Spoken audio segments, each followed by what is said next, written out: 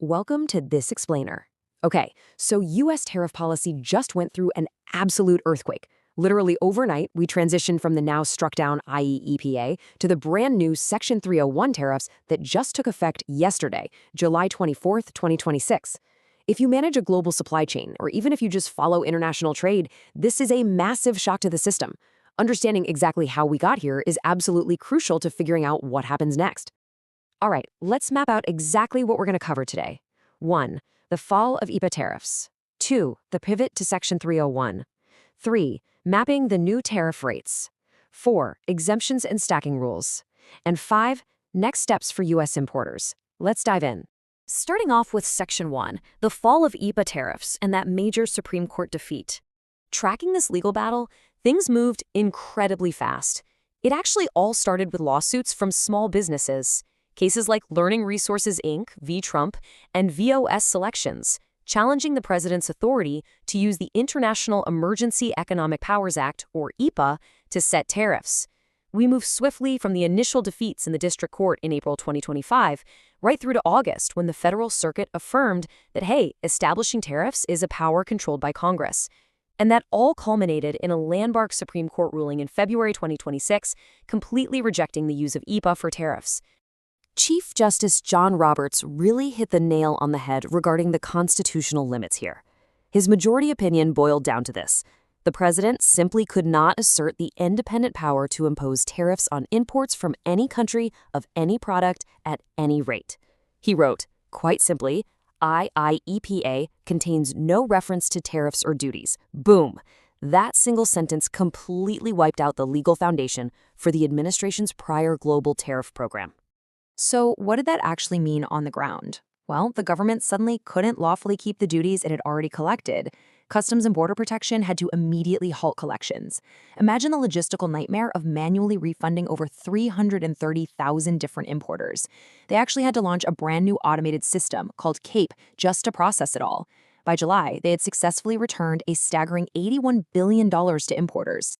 Which brings us to Section 2, the pivot to Section 301, and shifting the legal justification. Stripped of their national emergency justification under the now struck-down IEEPA, the administration had to pivot, and I mean fast. They made a clean switch to utilizing Section 301 of the Trade Act of 1974. Now, Section 301 is entirely different. It authorizes the U.S. Trade Representative to respond to foreign acts that are unreasonable and restrict U.S. commerce. For this specific rollout, they dialed their focus in perfectly on unreasonable trade practices, specifically targeting forced labor. And that brings us to literally yesterday, July 24th, 2026, when this sweeping new directive took effect. The U.S. Trade Representative investigated and found that numerous trading partners either totally failed to impose or just failed to effectively enforce bans on goods made with forced labor. The really disruptive part about this? These duties are applied economy-wide. It doesn't matter if your specific imported widget is connected to forced labor or not. If it comes from a targeted nation, you're getting hit. Moving on to Section 3, mapping the new tariff rates across the 60 targeted trading partners. 60. That is a huge chunk of America's largest trading partners caught right in the crosshairs here. The U.S. found that 54 of these partners completely failed to impose any forced labor import prohibition, and 6 others had bans on the books but just weren't enforcing them. So the big question is, how do you fairly penalize 60 vastly different economies all at once? Well, they came up with a 3-tier system based on each country's commitments, which actually makes these complex rates kind of digestible. Tier 1 is a flat 10% ad valorem tariff.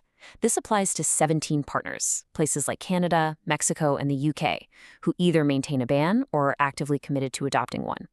Tier 2 introduces a cap for partners like the EU, Taiwan, Japan, and South Korea. Their combined most favored nation duty and the new 301 duty is capped at either 10% or 12.5%. If they're already over the cap, no new tariff applies. And finally, Tier 3.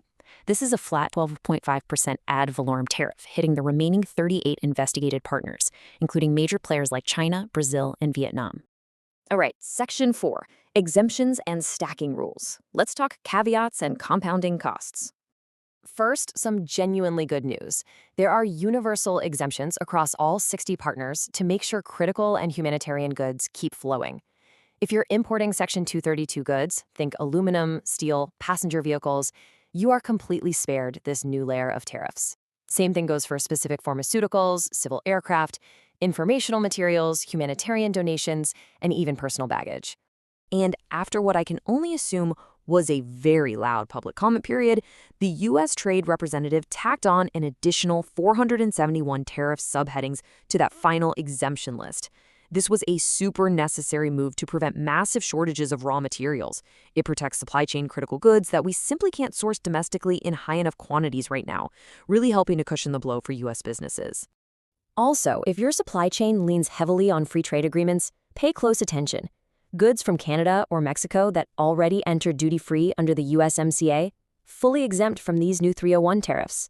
Same for textile and apparel goods from 6 Central American and Caribbean nations under CFTA-DR, completely exempt. So verifying your FTA eligibility has literally never been more important. Okay, but here's the kicker, and it's a big one, the stacking rule. These are not replacement tariffs, they are additive. For non-exempt goods, these new Section 301 tariffs stack directly on top of your existing duties. If you've got goods already subject to anti-dumping and countervailing duties or existing 301 tariffs on China, this new 10% or 12.5% rate is just layered right on top. This is going to severely compound your cumulative duty exposure and drastically alter your landed costs. Finally, Section 5. Next steps for U.S. importers. We're looking at action plans and the broader economic ripple effect. If you're a business owner, you have a ticking clock right now. The immediate focus is the fast-approaching grace period.